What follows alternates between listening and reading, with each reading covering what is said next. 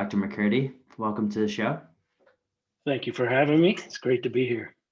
So I've been looking forward to this conversation all day, Chris, and I have to start with just one question because you got your Ph.D. at Georgia, you did your postdoc at Minnesota, and now you're working at the University of Florida. So who's your college football team? So I went to pharmacy school first before all that to Ohio Northern, which is Division III sport. So, I love Ohio Northern, but when it comes down to football, it's Georgia Bulldogs. And I did spend 16 years at the University of Mississippi before coming. I have to say I'm very partial to the SEC, and I do recognize who pays my paycheck. So always, yeah, my brother was always root for. Oh, is that right? Mm-hmm. Yeah, so that's great. So today, I know you've done research on a number of different areas, specifically as it relates to opioids, but also I've seen papers of yours on nicotine. But today we're going to speak about Kratom or Kratom. Is there an actual way that we should pronounce this correctly? So I've been influenced mostly by my colleagues in Southeast Asia who call it Kratom. But we've always referred to it as Kratom just quickly. It's been more socially called Kratom. I think you can see in various documentaries or podcasts or interviews, most of the people in the United States call it Kratom. So it's a tomatoes and tomatoes type thing. I think it's however you want to call it. I don't think there's any mistaking when you Kratom or Kratom. That it's all the same thing. So let's talk about Southeast Asia for a second. The plant itself, or the tree, which is actually behind you if you guys are watching the YouTube video right now, is brewed in, well, traditionally used in Southeast Asia as sort of a brewer. It was. In certain places it's now illegal, I believe in Malaysia. But in that traditional brew, there's been no reported deaths to my knowledge. How does the controversy differentiate between sort of Southeast Asia and what's going on in the United States? Yeah, so I think the first and foremost difference is the fact that in Southeast Asia and in Malaysia in particular, where I've been and seen Kratom traditionally prepared, the users will pick the leaves fresh off the trees in the morning and take that fresh leaf and right into boiling water. And it boils in the water for somewhere around 2 to 3 hours before they'll actually start to spoon it out and they're traveling to Indonesia, and there's a period of time where that is drying. Obviously, they're exposed to air, heat, different conditions as they are shipped from Indonesia by various methods. And what we've noticed is some of the chemistry changes in the leaf material from freshly prepared juice, as they call it. We would call it a tea here, but the Malaysians refer to it as Kratom juice. And there's a big difference that we're seeing in the chemical profile of fresh leaf brewed tea versus dried leaf material that's coming into the United States. And that I wouldn't, that's what's responsible for some of the differences we've seen, but it certainly raises question scientifically as to what's the understanding of some of these other chemicals that are potentially produced harvest. So if you're picking these leaves fresh and going right into fresh boiling water, there's not time for that leaf material to dry, be exposed to oxygen, deprived of its normal plant nutrient line anymore. And as those leaves dry out, the exposure to heat, light, and oxygen that can change the chemistry that's involved. And that's what we see, what we believe we're seeing with the products that come in.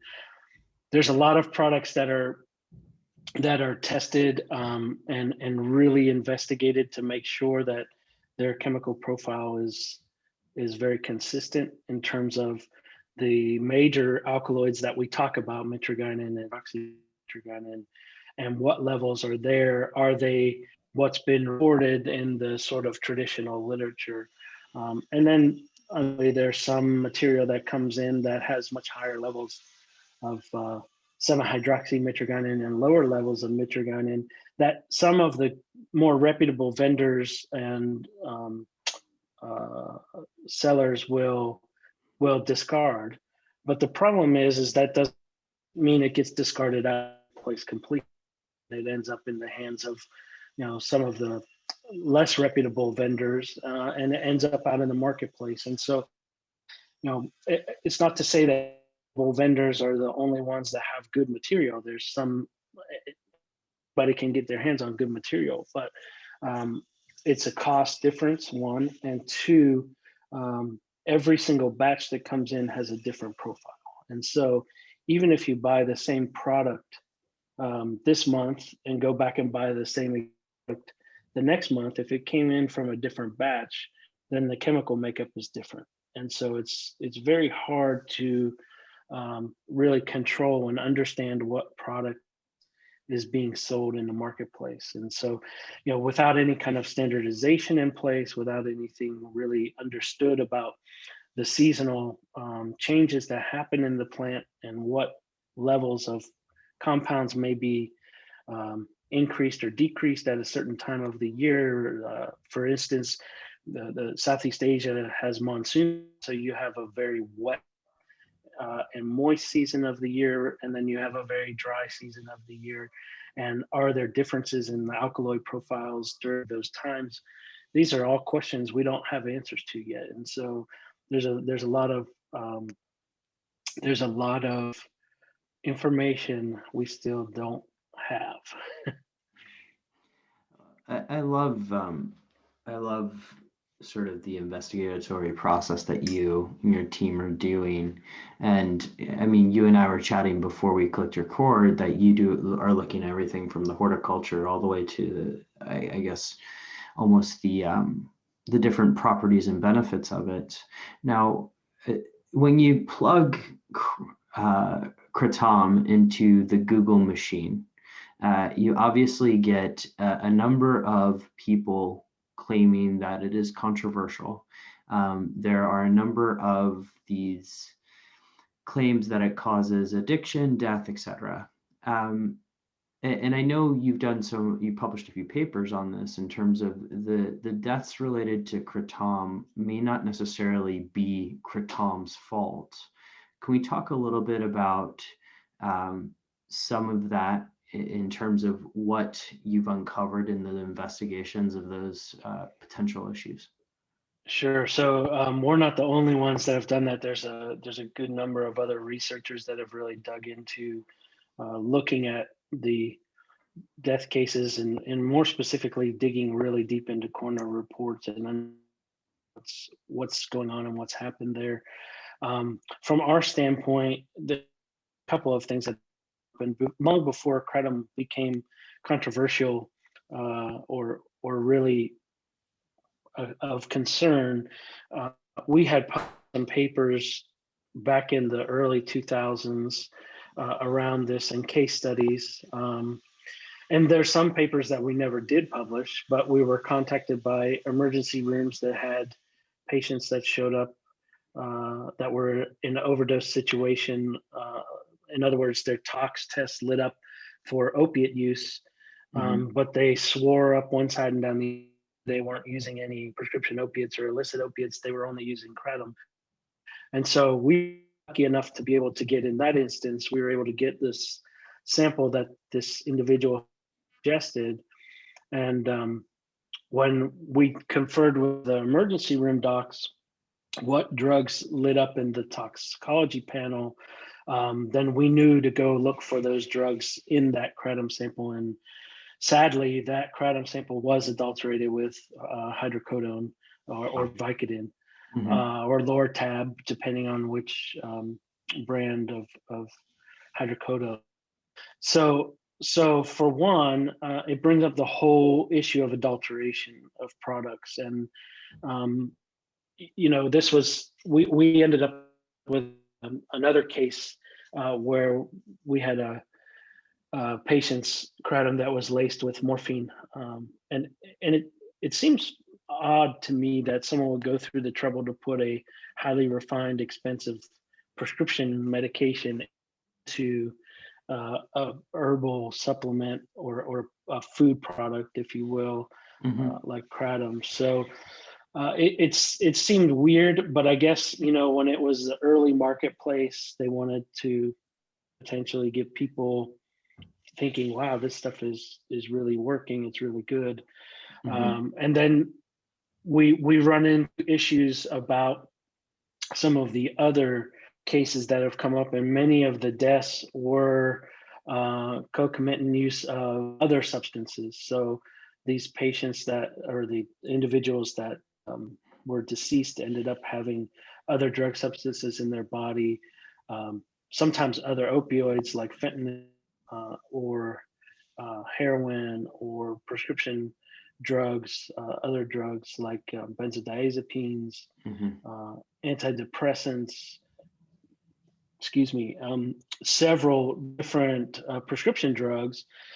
And then there are a few death cases that were attributed only to kratom. And I want to explain something about forensics a little bit. If a product is contaminated with a substance that you don't know it's contaminated with, it's sort of like looking for a needle in a haystack. If you're going in to figure out, was this contaminated with some synthetic cannabinoid or some new synthetic opioid that we don't have the means or the understanding to look at in a routine screen. All we can really do is profile the fingerprints of the kratom product, or able to get our hand on exactly what an individual ingested, and then see what the profile is, the fingerprint, if you will, of that plant. And if we see something that's out of place, then we can try and investigate that further. But that doesn't mean we're going to be able to go in there and click on a particular peak that we see that's abnormal and figure out exactly what it is. It's not that exacting of a science. And I don't know if you ever saw the movie Medicine Man with Sean Connery, rest his soul now. But Sean Connery was out in the jungle, and they had a spectrophotometer that they put the sample in, and it shows the peaks. And this is exactly what we do. But the his was you could click on the peak and it would give you the full chemical structure of exactly what it was. That's the Hollywood part of it. If we could do that, we'd know a lot more about a lot more things, but that's unfortunately not true. So bottom line is, long history of safe use in Malaysia, in Thailand, and Indonesia, in the Southeast Asian peninsular area. And that didn't translate to the US. So we had maybe a short period of time of safe use until it started to become a chemical of concern. And there was a lot of worry from the DEA that this could be opioid-like and addictive-like.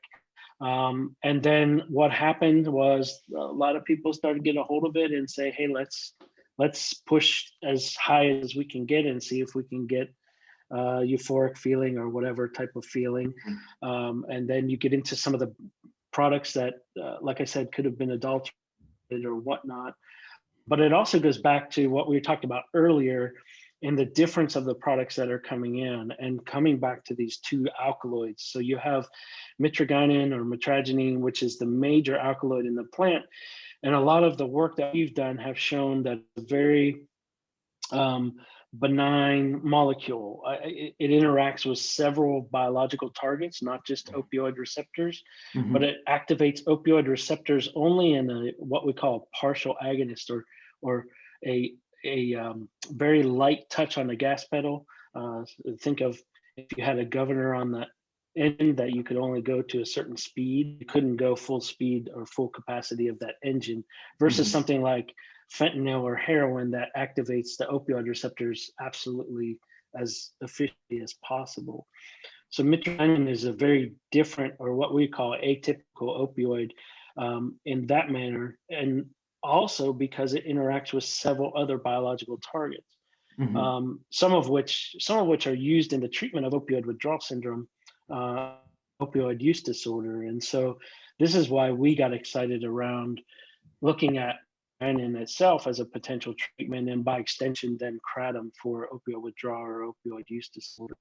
Um, the We've also shown that mitragynine is not self-administered by animals, so they don't develop a sort of looking for mitragynine. They don't seek it Mhm. out.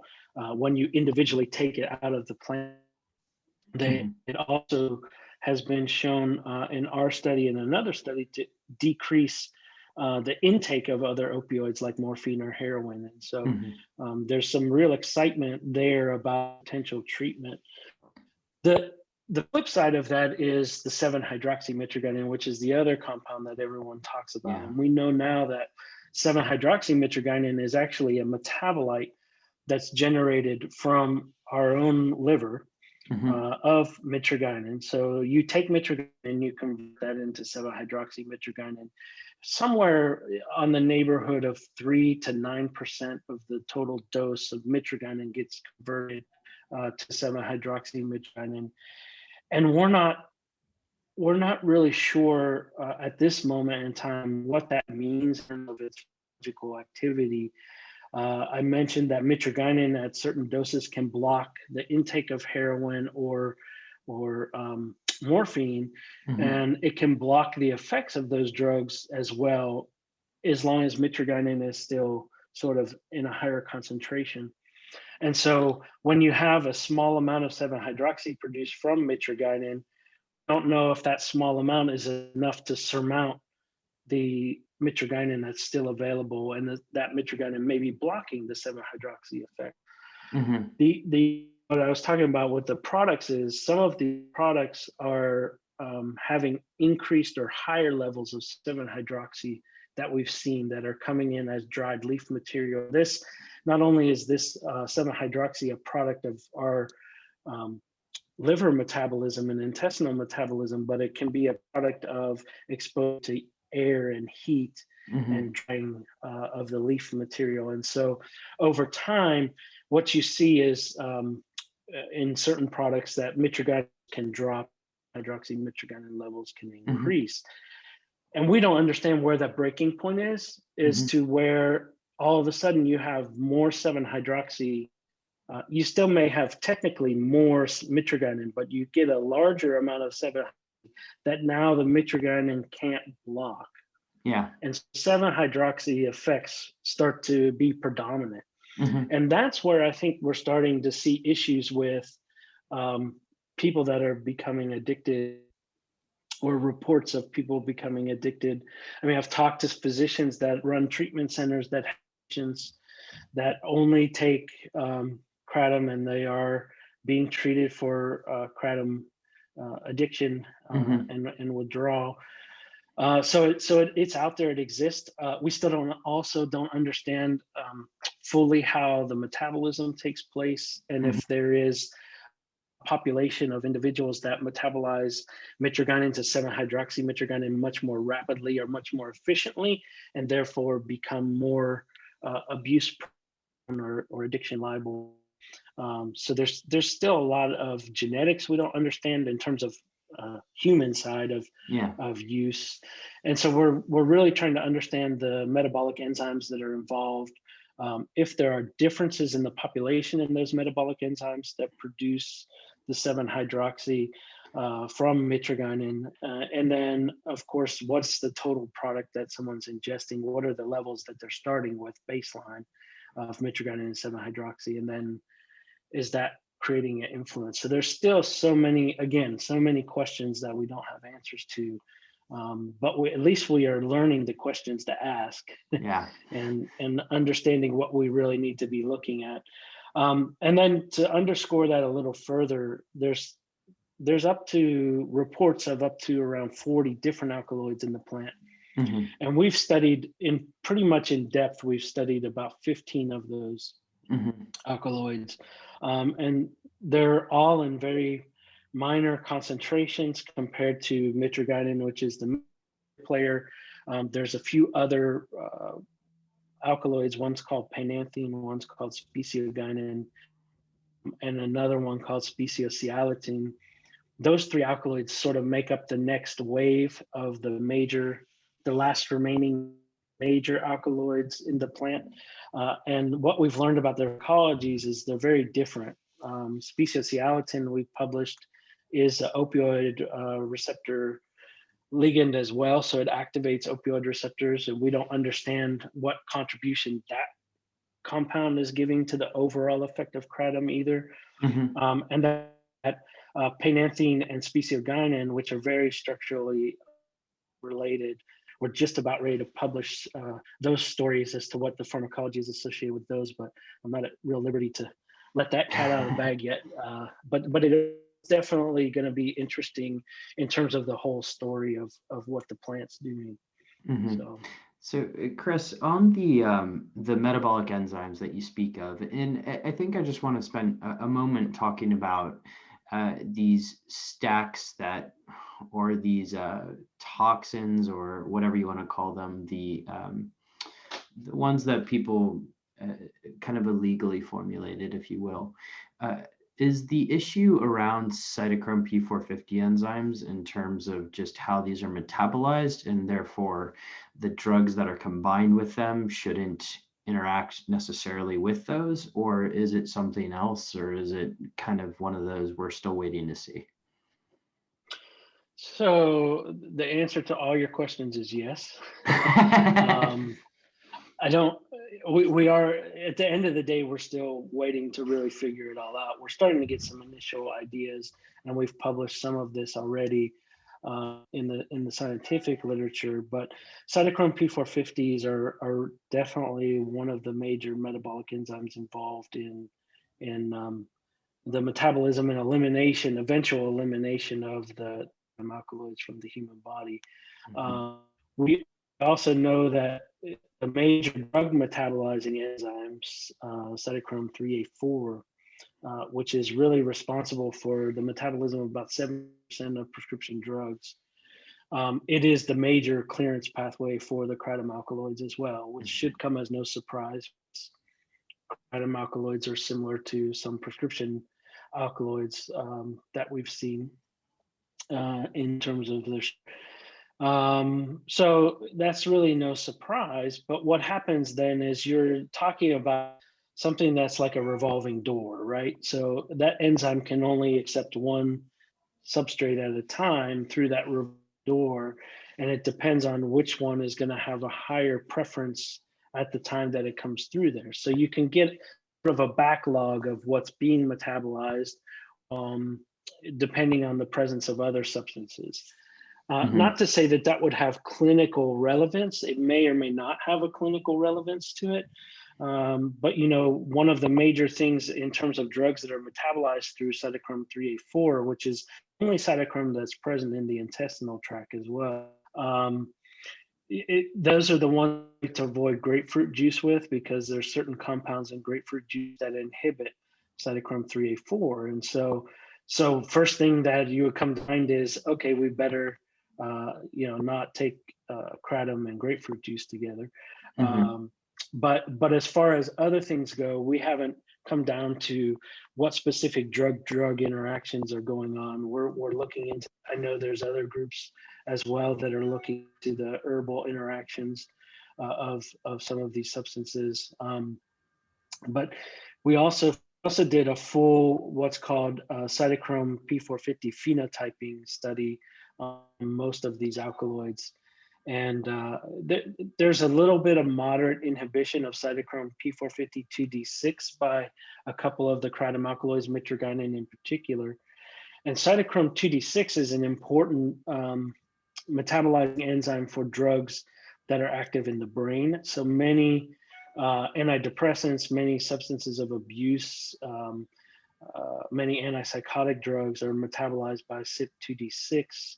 And so, you sort of put two and two together and look at some of the harm, either poison control sentinels or autopsy reports that we've seen where there was combinations of CNS active drugs with kratom on board that may or may not have been the result of why there was a fatality associated. But all of these things are definitely under study and of interest to us to understand what's going on. Are we seeing elevated levels of other substances, or are we seeing elevated levels of kratom compared to when we just give either one alone?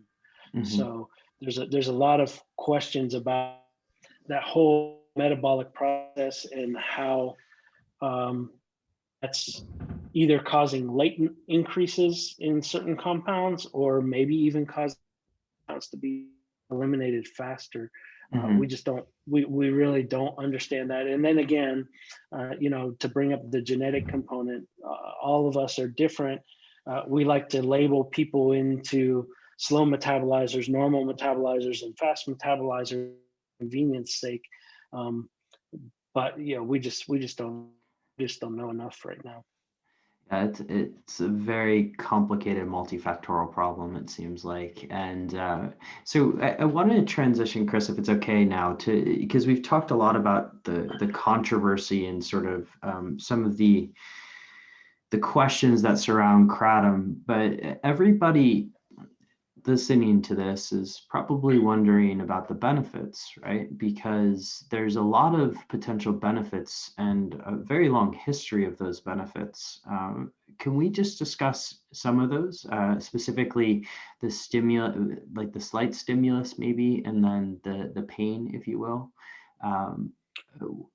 We can go into other ones if you want, but what would be some of the potential benefits of somebody taking kratom? Yeah, so what we're first of all, I'll make my disclaimer, all of our work is in rats. So I can't really speak to rats aren't the human experience, right? Yeah. So, but that's where we have to start scientifically to build the evidence to start looking at potential human clinical trials.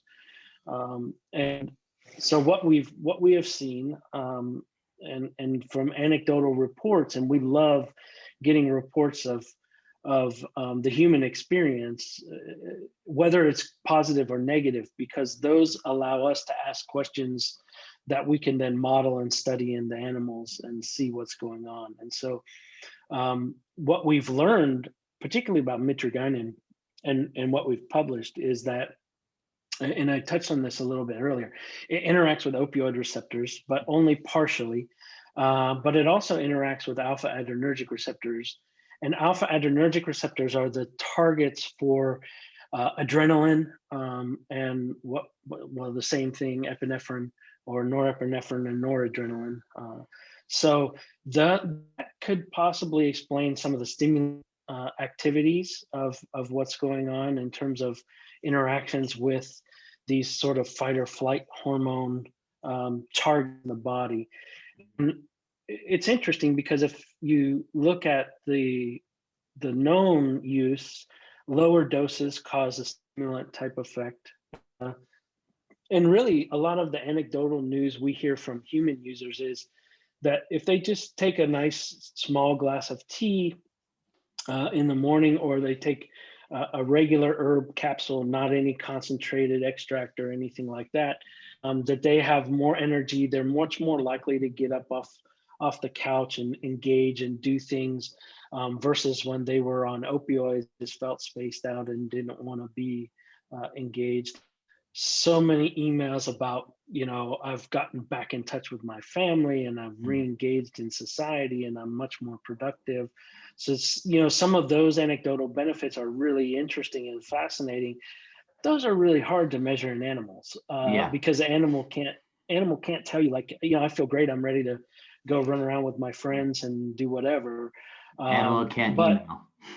No, but we can draw some indirect effects from the animals in terms of just their gross behavior, right? If they're active and moving around and doing normal behaviors. They're not sedated. They're not, they don't look drugged, look like they're in bad shape. So we definitely can see some of that.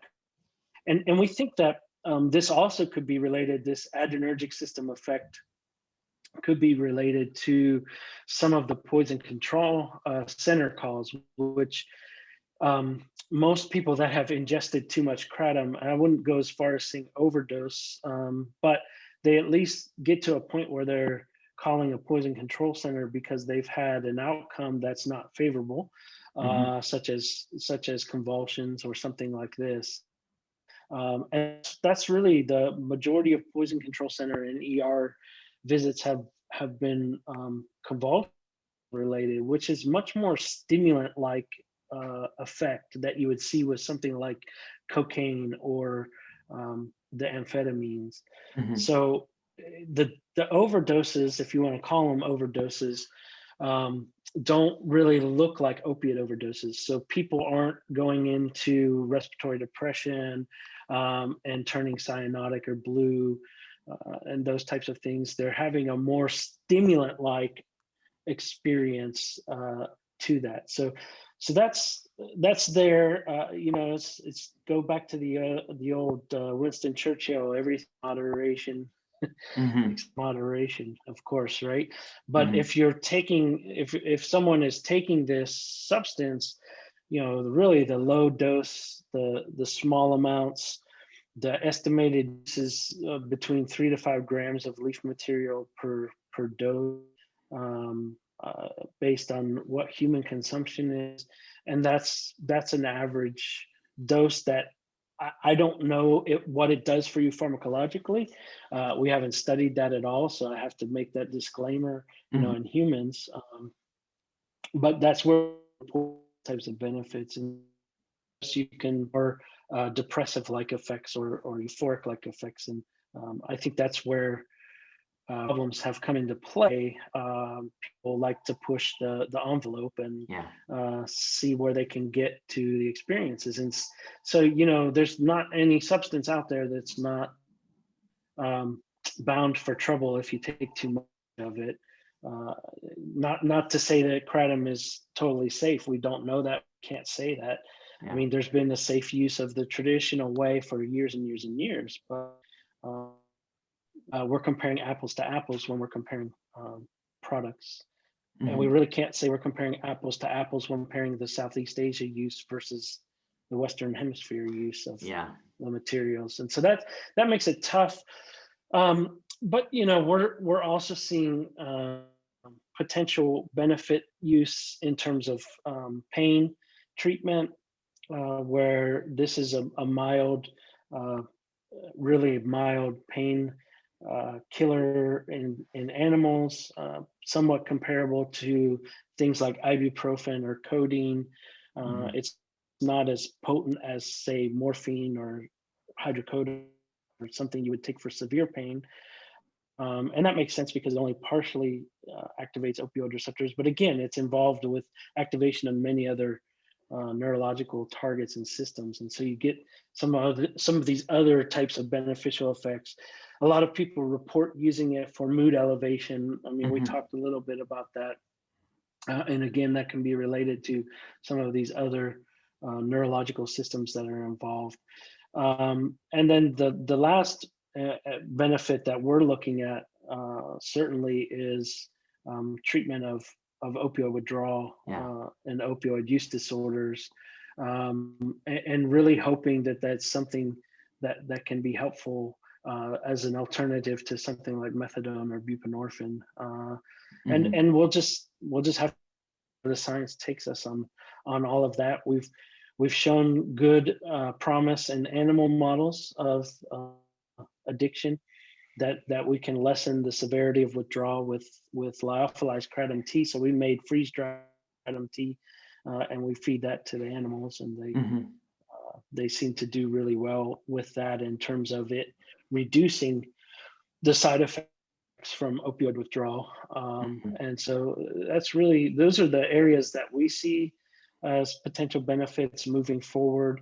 And then to balance all of that with, some of the potential risks that we talked about. What are the right patients to use it in? What are the right doses to use it in? What are the right concentrations of alkaloids to be in there? Can we get to a standardized product that would really be something that you know exactly what you're taking when you're taking it, and you can feel that it's been proven to be safe and effective. So those are the areas we're headed.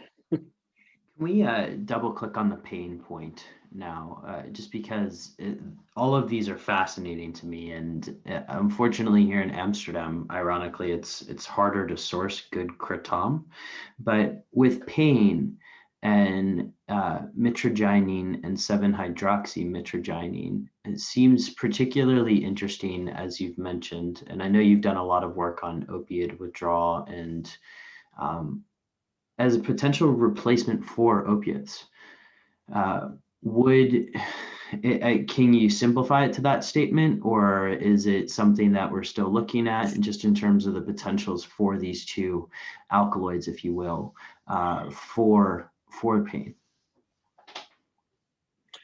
I think one of my colleagues, Andrew Krugel, who's started a company called Cures.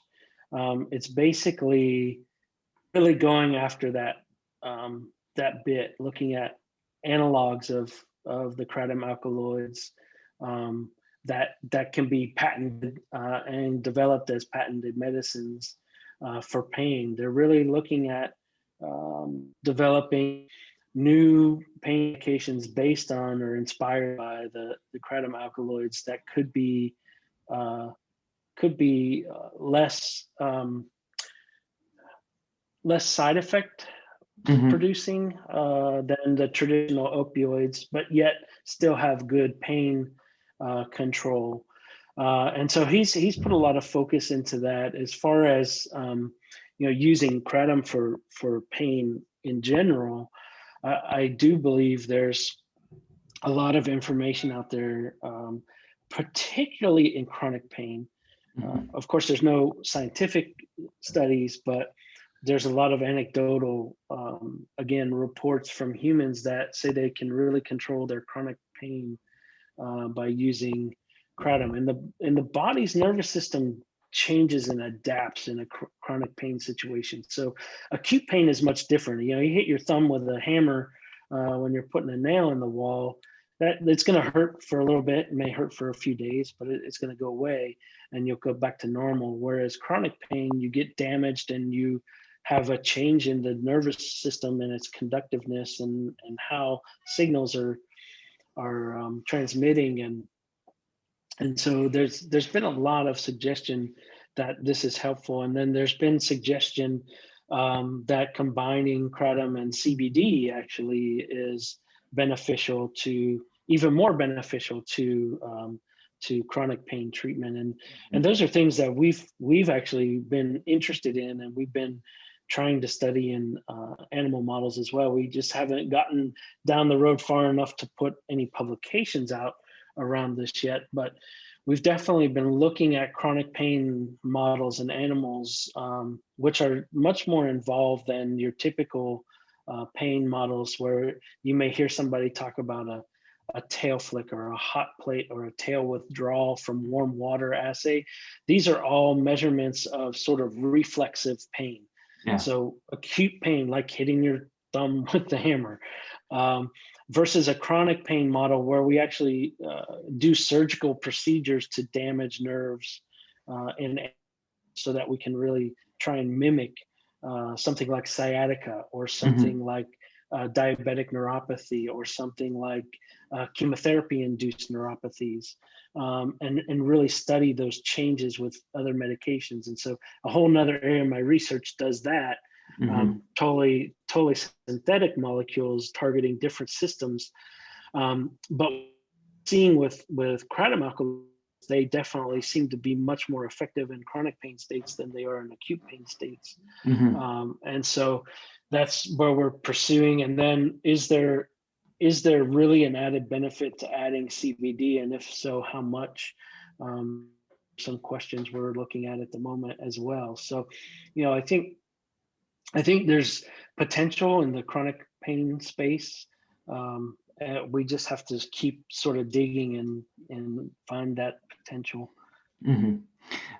Chris, I'm cognizant of your time, but I just want to spend just a couple moments on 7-hydroxy, because I think in one of your papers it mentions sort of a 22 times plus,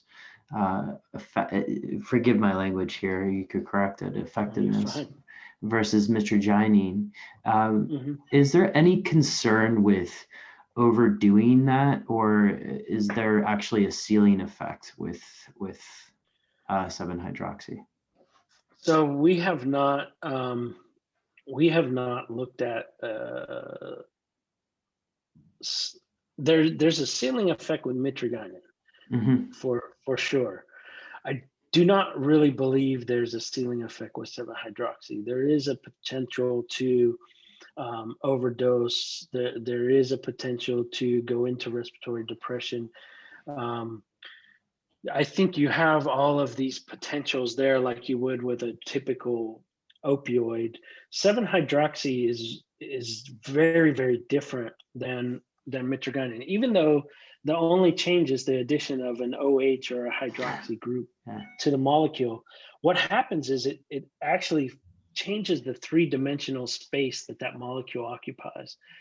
And 7-hydroxy, that hydroxy insertion actually makes the molecule bend into a configuration that's more similar to morphine.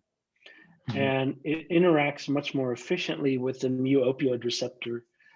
In fact, I've said it in a couple of places that to me, it's one of the most selective opioid compounds I've seen that's not based on morphine or that chemical scaffold. And so 7-hydroxy to me is much more typical opioid, even though structurally it's very different, and signaling wise, it's very different as well. It doesn't recruit a secondary signaler called beta-arrestin, which is an intracellular signaling pathway. So it gets very complicated when you activate the receptor.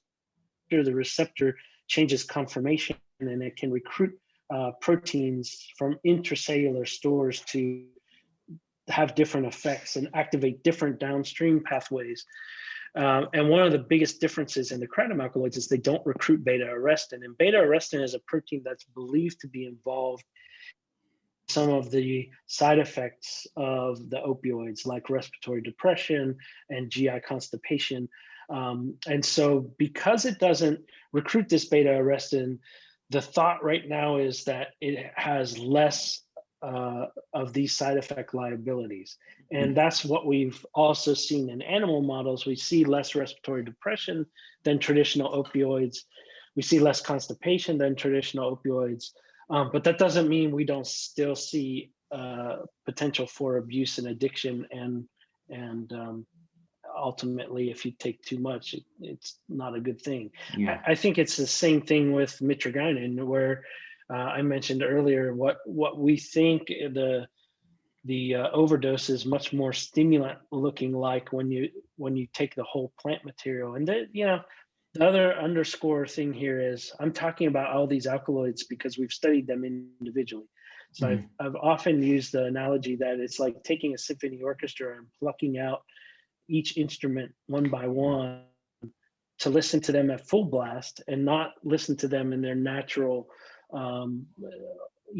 symphony of combination. And it's very difficult to say. And then the other thing is when you take something like kratom as a whole plant material, you're looking at many, many chemicals, not just the alkaloids, but other tannins and sugars and steroids and other phytochemicals that are involved. And how do those all play into this symphony as well? And we're just hitting the tip of the iceberg right now with the alkaloids, and that's mainly because of a historical perspective that plants producing alkaloids mainly are the things that are causing the effect. And so you go after the low-hanging fruit, so to speak, to start with.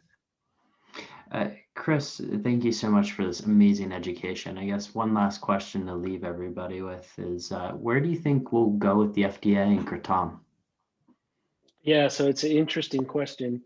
And I don't know the answer, to be honest with you. And so the United States FDA is obviously out to protect the public, and I can never fault them for being overly cautious.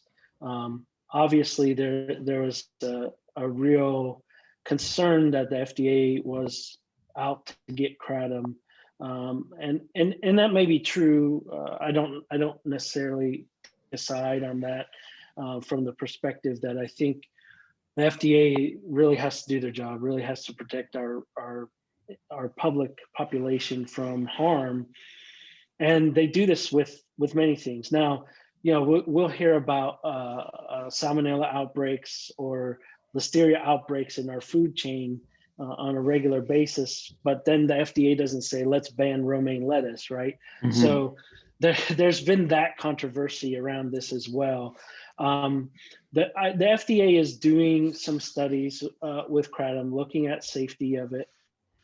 We've been consulted by them to look at particularly respiration studies and Mhm. really trying to understand what's going on there.